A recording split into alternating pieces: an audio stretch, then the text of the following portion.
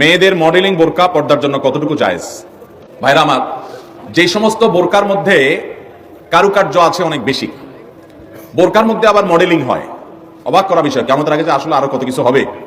এই বোরকার উপরে যদি মডেলিং কারুকার্য হয়, চাকচিক্য হয়, বোরকা যদি খুব টাইট ফিট হয়, বোরকা যদি এমন হয় যে বোরকা বরং পুরুষের দৃষ্টিকে আরো বেশি আকর্ষণ করে, তাহলে এই বোরকা ঢাকার জন্য আরেকটা বোরকা লাগবে। তা না হলে পর্দা হবে। পর্দার উদ্দেশ্য হলো নিজের সৌন্দর্যকে অনাবৃত করা, নিজের সৌন্দর্যকে ঢেকে রাখা, এটাই হলো পর্দার কি উদ্দেশ্য। সেখানে যদি পর্দার উদ্দেশ্যটাই নষ্ট হয়ে যায়, তাহলে এই বোরকা পরলে পর্দা করার যে নির্দেশ সেটা পালন হবে।